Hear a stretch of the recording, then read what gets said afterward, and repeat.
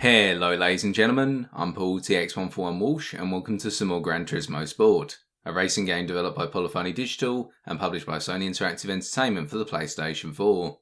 Focusing on the game's online mode, known as Sport Mode, in this episode I take a look at my performance in the 7th race of the second stage of the 2019 Manufacturer Series season, which was a Group 3 race held at the Sardegna Road Track A circuit. With that, let's get racing.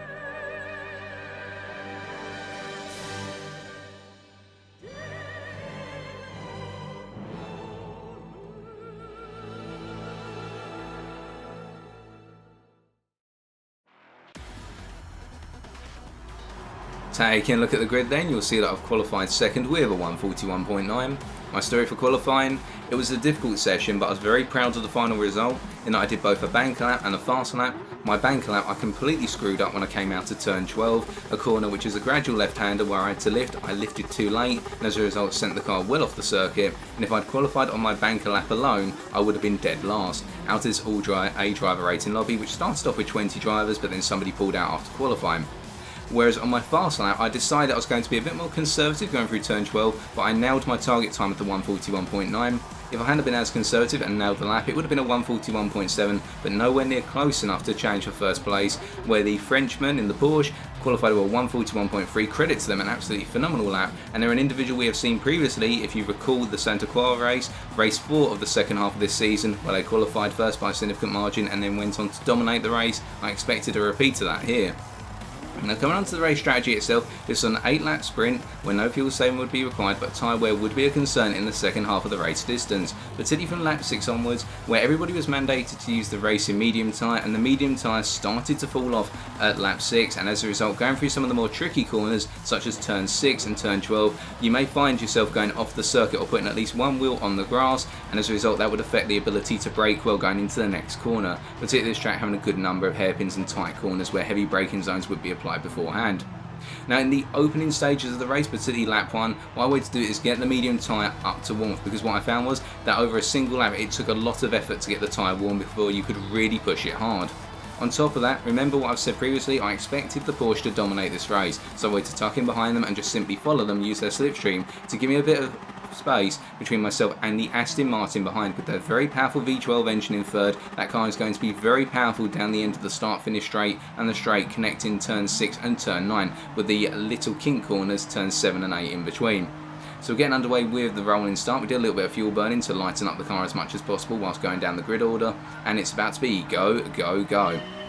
Now immediately tucking into the slipstream behind the Porsche, I'm also going to use this initial lap to give me an idea of how powerful the slipstream is going to be at this circuit, because the slipstream leads to a change in aerodynamics around the car, particularly the frontal downforce, and what you'll notice here is we're going to the braking zone for turn 1. I brake quite early, expecting not to want to crash into the back of the Porsche, but the Aston Martin behind gets on the brakes and just misses the back of our car. Credit to them, they picked their braking zone right, but I used this information to realise the overspeed going into turn 1 off of the start-finish straight would be extremely powerful and mean that if you're going to go for a move, you really need to prepare the move well in advance and signal you're going to do it, because otherwise you're going to be sending out the inside and sending somebody flying off the circuit. So all key information as we all get through turn 5 relatively okay, albeit the Porsche and I wiggled a little bit coming out of the corner. Now going through the gradual left-hander at turn 6, we're getting nicely synced up and we're starting to feel the tyres come up to temperature here, and we're starting to build our confidence in being able to attack the circuit now. And what I'm noticing is the Porsche is not getting away at this point. We're well in the slipstream, they're only half a second up the road, and this is starting to give me a little bit of a confidence boost, thinking perhaps I can win this race, perhaps I can get the position off of the Porsche. As we go through the hairpin here at turn 9, you can see I broke relatively early, and as a result the Aston Martin got very close to the back end of my car, and I think they gave me a little flash there. Completely understand their potential frustration. I broke earlier than they expected and they had to be really stamping on the brakes, but I'm trying to get the car in a position where I feel very comfortable with it. With the Porsche going off, they're coming out of turn 12, the very dangerous corner. I'm now starting to gain on the back of the Porsche, and now my confidence is at its prime. I'm thinking to myself, right, let's go on the offensive, let's see if we can win this race and make it our hat-trick of wins, our first ever hat-trick at the third time of trying. Let's see if we're third time lucky. So coming to the end of this first lap, then coming out of the final corner here, turn 14, a wonderful corner, you can take it fully flat out in 5th gear in the Group 3 NSX, and we're following the Porsche as closely as possible in the slipstream, and you can see the Aston Martin is doing the same behind, and I'm getting a little bit concerned at this point the Aston Martin may go for a move, so I'm keeping to the inside until the last possible moment. We get on the brakes and we can see the potency of the overspeed here. Look how close I got to the back end of the Porsche, just missing the rear of their car, but you can see that despite going in our standard braking point on the brakes there, we almost clattered the back of them. And what I'm thinking is, if I'm going to go for a move, it will be into turn 1, because I seem to carry a lot of speed versus the Porsche going into turn 1, being a little bit faster than them, but at the same time I'm getting quite concerned at the fact that means that they've got to show me the respect going into that corner if I'm going to make the move, or I need to be dead down the side of them before we get into that braking zone, and even then I'm going to have to brake early because I'll be tighter to the apex compared to the outside line. But for now, as we come through turn 6, again the Porsche goes wide coming out the corner and loses some of the exit speed, and I'm thinking, could I make a move going into turn 9 as we switch over to the replay camera, and I'm going to try it as we come up the hill here, go for the small left kink at turn 8, and I'm on the outside unfortunately, which means that this attack into the hairpin is going to be difficult because I've got to try and cut back in behind them. But it's a very tight apex here, so I decide, you know what, hold the outside line and just tuck in behind the Porsche and follow them through turns 10 through to 13, and we can see that behind the GTR has got ahead of the Aston Martin, a good amount of fighting going on in this pack of 5 cars that are just breaking away from the rest of the grid here. We've got the Supra, the Toyota in 5th, then we've got the Aston Martin in 4th, the GTR in 3rd, myself in 2nd, and then the Porsche leading this group, and we're just gradually creeping away from everyone else as we come down into the hairpin at 13 here, and we're not able to make a move, but just showing ourselves at the inside of the Porsche to alert them to the fact, look, I am getting ready to make a move on you, you're going to have to be aware of that, you can't just expect that you're going to disappear off into the distance, it's not happening this time, pal. And as we come through turn 14 to complete lap number 2, we're just going to keep following the Porsche here, going up the hill into turn 1, and again, watch how strong the slipstream effect and the overspeed going into the braking zone at turn 1 is, and here I have to really stamp on the brakes hard, because as we go into the corner here, I'm looking up the inside and the Porsche cuts across using the standard racing line, and what I'm thinking is, if I'm going to go for a move, they've really got to be alert, but at the same time I'm going to have to nail that braking point to avoid cutting the apex and effectively dive bombing the car and sending the Porsche flying off the circuit. But for now, the positions stay the same as we come through turn 4, and we see the Aston Martin's got in front of the GTR, most likely on the start finish straight, haven't been paying too much attention to what's going on behind, but they're putting us under pressure once again, and the Supra is following up the rear in place 5 at the moment,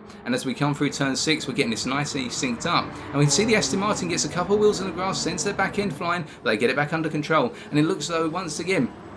the Porsche has not got the best of exits out of turn 6, albeit better than lap 2, but we're able to keep nice and close to them, and they are definitely not pulling away. And I get the feeling they are feeling the pressure of us racing close behind them at this point based on the mistakes they've made so far. Could we perhaps utilise a mistake they make later on in this lap to our advantage? As we come through turn 9, the hairpin, the first of 2 hairpins on this circuit, and now we're coming through the sweeping tight section here where it's very difficult to overtake. Turn 10 here, and then turn 11 at the crest of the hill, another right-hander before going into the left-hander at turn 12, the dangerous corner. And what we'll notice as well is that whilst it's very difficult to overtake through this final sector of the circuit, people will go for it, and it's something you have to be aware of. I didn't really want to try and make a move here. We're looking up the inside once again, going into the final hairpin, so turn 13, alerting the Porsche to the fact that we are there as they get a little sideways coming onto the power, coming out to turn 13. I get the feeling that this is my chance. If I'm going to go for a move for the lead, I've got to get a nice run out of turn 14 here, which I do, so we switch back to the onboard, and now it's time to attack. So this time I'm getting ready to go straight to the inside, and I'll be signalling early as we shift up into 6th gear here. We come across the line, and look how close I'm getting to the back of the Porsche as we're coming up closer than we have been previously. Going on the brakes and as late as possible, coming into the apex, and the Porsche turns in on the standard racing line there, essentially cutting across the front of the car, and unfortunately I end up clattering into the back third of their vehicle, and that spins them out, but the game treats it at this point as a racing incident. Now of course I've inherited the lead, and unfortunately for the Porsche, what you're going to see is they're down in 8th at the moment, but they're just going to gradually creep all the way to the back of the pack. Now we're not going to analyse that right now, we'll focus on the racing because there's still plenty of racing to be had. We're only halfway into the race at this point, but we'll talk about what happened there and what my thoughts are on the incident, and feel free to let me know in the comment section of this video what your thoughts are on the incident, but we'll reserve the analysis to the end of the video if that's okay. So focusing back on the racing, right now I haven't done the job yet. I've still got to worry about the Brit and the Aston Martin immediately behind me, who's keeping me under pressure, keeping well inside the 1 second window for slipstreaming, and what we're noting is the Aston Martin is strongest when it's coming down these straight sections and going into the sharp braking zones for the hairpins. When we're coming through the more fast flying sections of corners, such as here the final sector, so coming out to the hairpin at turn 9, then going through the 2 right-handers, 10 and 11, then up into left-hander at 12, this is where I'm pulling the distance on the Aston Martin, because we've got that better handling distribution of the car, what if it's been a mid-engine rear-wheel drive car versus the Aston Martin being a front-engine rear-wheel drive car. And that means we can take a smoother line through the corners. They haven't got to worry as much about potential understeer versus us having potential oversteer. And as we come out of the final hairpin and then charge up to 14 to complete the lap, moving on to lap number 5, we can see that the gap is holding in the region at 8 tenths, but as soon as we get on this straight, the power of that V12 behind just comes to life, and Jesus Christ, they'll start to close. Now what I'm thinking at this point as well is, looking at tyre wear in the bottom left hand corner of my screen, I'm on my final lap now before I have to start thinking about the tyres gradually falling off of the performance cliff, because I can see that I've been conserving the tyres relatively well as the Aston Martin here goes very strong on the brakes into turn 1, and you can see again the overspeed from their perspective, myself being the defending driver now, how they could do the same as what happened between myself and the Porsche, and that's because of how strong the slipstream is coming down the hill into turn 1. As we come through the chicane here, so turn 4 and then into 5, the right hander, just getting nice and clean through here. And what I'm thinking about at this point is, don't worry about trying to break the gap between myself and the Aston Martin, the GTR behind, because they're both pushing one another and they're going to be fighting again for that second place towards the end of this race. And we can see that the Aston Martin, being in the dirty air of my car, is having difficulty taking the tight line through turn 6, which compromises their exit speed and then their straight line speed going up the hill towards turn 9. And this all works to my advantage because the GTR in third place, whilst perhaps not as fast as the Aston Martin, it does have a very strong top end speed, and as a result it makes it competitive versus the British manufactured car. Now coming through the hairpin here at turn 9, I don't quite get as tight an apex as I could have, but I do get a nice smooth exit out of the corner, and so that gives me a little bit of breathing room as we come through the sweeping tight section here, 10, 11, 12 and 13 coming up in the final sector, and we can see that gap is at the moment holding in the region of 7 to 8 tenths of a second. It's not ideal because I'd rather have the peace and quiet of knowing that the guys behind are not benefiting from a distant slipstream of my car, the distant tow, but at the same time, as we come out of the final hairpin here, we can see that this time the guys behind seem to have done a little bit of fighting going into that hairpin, and now the gap has opened up to 1.4 seconds. It is going to close as we come to the start finish straight a little bit, but it's not going to close as much because the Aston Martin is now outside of the slipstream zone of my car, and I can relax a little bit and not afford to pull all the way over to the right hand side and take my natural racing line going up the hill into turn 1. Not shifting up into 6th gear this time because we don't have the slipstream, so we haven't got as much speed, and we just now our braking zone accordingly and just take the natural racing line through the corner. And then go through turns 2 and 3, the chicane there, the fast chicane, before coming down to the medium speed 3rd gear chicane here, so at turn 4 and then braking down to 2nd gear for turn 5. We can see we're getting nice on the brakes, and now the tyre wear is starting to kick in, particularly on the right hand side tyres, and we can see that the tyre wear is evenly distributed between front and rear, but not in terms of the overall symmetry of the car of left and right. And as a result, this means that we can go through the left-handers, such as turn 6 here. I've got to brake a little bit more and just be gentle on the throttle because I don't want to send the car off onto the grass or grazing the barrier, because that's going to cost me a lot of speed. And right now the gap between myself and the Aston Martin has come down by 1.5 tenths to 1.2 seconds, but I'm not as worried at this point, simply because I feel as though I'm in the comfort zone now and the tyre wear is going to be affecting them as much as myself, and they've still got to contend with this in GTR. I can't fully relax, but I'm starting to relax a little bit as they go very deep going into the hairpin at turn 9 there. I wonder if they had a little bit of contact from behind from the GTR, and it looks like the guys are really fighting for that second place, and now the gap's opened up to 1.6 seconds, and we're coming through turn 12 here. And what we can see is we're having to lift even more, getting nice on the outer curb there as we leave the corner, something which when I got that corner right, it felt right every time. My heartbeat would slow down a little bit, whereas going through the rest of the circuit my heart was pounding like a wildfire. As we do get on the grass there coming out of the final hairpin, so turn 13, and we almost send it spinning off the circuit, but we get the car back under control with a little bit of steering distribution, and coming through turn 14 now to complete the lap, we can see the gap is in the region of 1.9 to 2 seconds. So we've only got 2 laps to go, and now we can start just getting that rhythm, respect the tyre wear, respect the fact we're starting to get tired. The guys behind are fighting for that position as the GTR gets ahead of the Aston Martin going down the start finish straight. Will it remain the same coming out to turn 1? Looks like it as the GTR goes for the inside line, but the Aston Martin may try for the cutback in the rearview mirror at the top of our screen, but we can forget about those guys. That gap is enough now that if we don't make any significant mistakes, we should be able to just take the foot off the gas, drop ourselves down from 100% to say 95%, and just give ourselves a little bit of breathing room and get ready for the final fight if there is going to be one. But for now, we can see that the GTR behind is closing quite rapidly, albeit it looks like they went rather deep into turn 5, and that's caused the gap to expand to 1.7 seconds. And as we come through turn 6 here, note that we're getting nice and tight in the apex. We do get on the power a little too early, however, and as a result that causes us to gradually graze the grass and the barrier, but it looks like the guys behind did a similar thing, and as a result the gap has not dropped that much. It's down to 1.7 seconds, whereas going into the corner is 1.8 seconds, and that overall Racing fatigue now is kicking in, albeit the gap is dropping further and further. So they did get the better exit out to turn 6, and we go wide of the apex there going into the first hairpin at turn 9, but we do get a smooth exit out the corner, so it doesn't cost us too much time, and the Aston Martin has passed the GTR going into turn 9, so we can see that fighting is costing them time for potentially vying for the lead, and that just gives me even more breathing room as we come through turn 12 here, and I'm making sure not to overextend onto the grass there. I don't want to make a mistake on that corner. We haven't made a mistake so far going through turn 12, let's not make it on the final couple of laps. As we come out of the second hairpin to turn 13, and now we're coming on to turn 14 before the start finish straight to complete the penultimate lap. And as we come to the final lap, we're going to be switching to the replay camera as well, just to give you a bit of a third person perspective of completing a whole lap with full tyre wear in the car. We can see that tyre wear model is really kicking in at the moment. And as a result of that, we're going to be careful for all the corners, but particularly the left-handers, or the right-hand side tyres really not having the grip that they used to have. It looks though the Aston Martin has made a clear break from the GTR in the rear of our screen, and as a result of that, it means now we're just going to be settling down, not trying to make any mistakes, and just holding on to first. Expect the Aston Martin may be settling for second at this point, just wary of the fact in case we make a mistake where they could potentially pick up first right at the end, but we're just taking it nice and easy here. Coming out to turn 5, not using the full limit of the track there. We could have practiced to pick up a little bit more speed. It's not going to cost us too much time, perhaps half to 1/10 if that. Now we come through turn 6 here. Do we get nice and tight on the apex? Very tight there on the exit. We don't put any wheels on the grass, so we get a nice exit out of turn 6. One of our best ones I reckon for this race. Now coming up the hill, charging up towards the hairpin at turn 9. Just going to take our standard line through here. Not needing to worry about the slipstream effects that the Aston Martin may be benefiting from because they're too far back at this point. Roughly 1.7 to 1.5 seconds here, whereas the zone starts at around 1 second to 1.2 seconds. Through the first hairpin then, not using the full limits of the track, just getting it nicely synced up, a smooth exit out, and now coming into the final sector of the circuit. Just got to get it clean through turn 12 and then clean exit out of the hairpin at 13, and we should have this in the bag. So coming through then turn 12, we lifted going through and we got it nice and online. We didn't use the full length for the track, but we don't need to. And then the final hairpin before the small right hand kink to complete the lap and complete the race. We're going to be bringing the car home by the looks of things. Just one more corner to go, an easy right hander, and if we can get this synced up, which we will, we'll be bringing the Honda NSX home in first place and seeing our first ever hat trick of wins.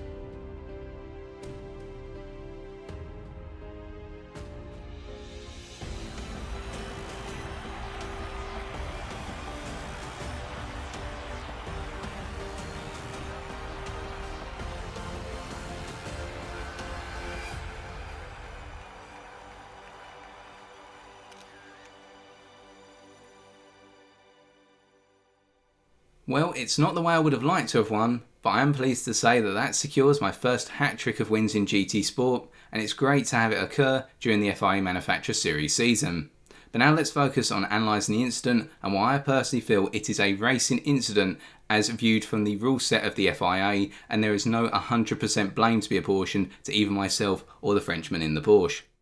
So to assist with our analysis, you're going to see a recurring sequence of images on screen now. The first clip is the onboard footage from my car, the second is a third person perspective, and the third is a still of the point of contact between myself and the Porsche. Now, before we go into me talking about each driver's responsibility, let me talk about the FIA rule set as pinned in the comment section of this video. The FIA rule set is actually quite vague when it talks about who owns the racing line going through a corner, particularly at the apex. However, breaking it down simply, if the attacker is more than halfway along the inside of the defender when they go to the apex of the corner, then the attacker owns the racing line, they've made a successful overtake, and a collision is at the fault of the defender. If the attacker is less than halfway alongside, then as a result, the responsibility for the incident lies with the attacker. If the cars are approximately halfway alongside one another, that's when it turns into a racing incident. It becomes a 50-50 blame scenario. And what complicates this incident in particular is the fact that it occurred before the apex of the corner, and the apex is the tightest point on the corner, so really we're talking about the inner curb in this instance, which we were collided before, and by a significant distance as well.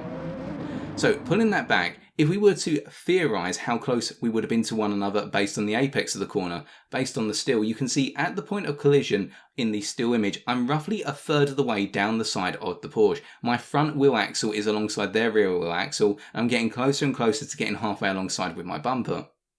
So if we extrapolate that to the apex of the curve, one could argue that I would have been halfway alongside at least going into the apex. However, that wasn't the case, so we can't use that as a clear-cut argument.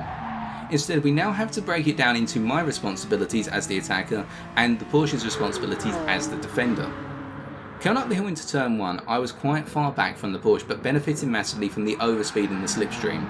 And so going into turn number 1, I had a lot of speed I had to try and bleed, and I could have done one of two things. I could have either tucked in behind the Porsche and broken earlier than the Porsche to avoid going into the back of them, or alternatively having to go off the track. I would have had to have gone to the outside of the corner to avoid smashing into the back of them if I carried too much speed. Alternatively, I could have tried to have gone for a move, which is what I chose to do, because I felt confident based on my experience on laps 2 and 3 that by taking that inside line with the overspeed, I would be able to make the apex of the corner and not use the Porsche as essentially a barrier to turn me into the corner and successfully make the corner.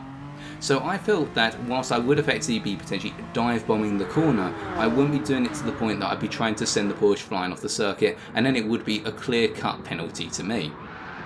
Looking at the Porsche's perspective now, what has to be understood is the Porsche had command of the racing line going into the braking zone of the corner because they were well ahead of me. However, they broke, and as they went for the racing line, that's where the differential in speed came in the fact that I was still under braking effects, whereas the Porsche was not, and they were starting to turn in, and as a result, as they were trying to take the natural racing line the fastest way through the corner, I was taking the tighter line through the corner to try and make the move.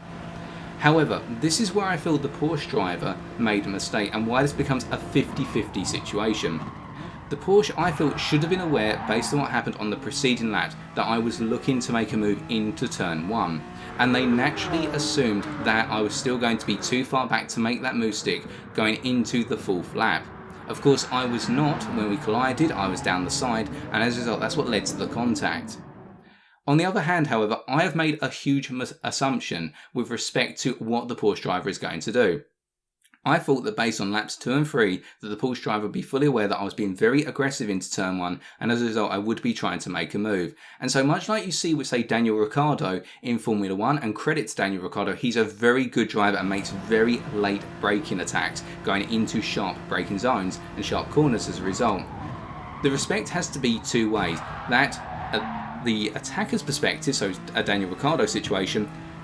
as the attacker you have to know that you are going to make the corner and you're not going to just simply use your opponent to try and stop you on the corner, which is what I did. On the other hand,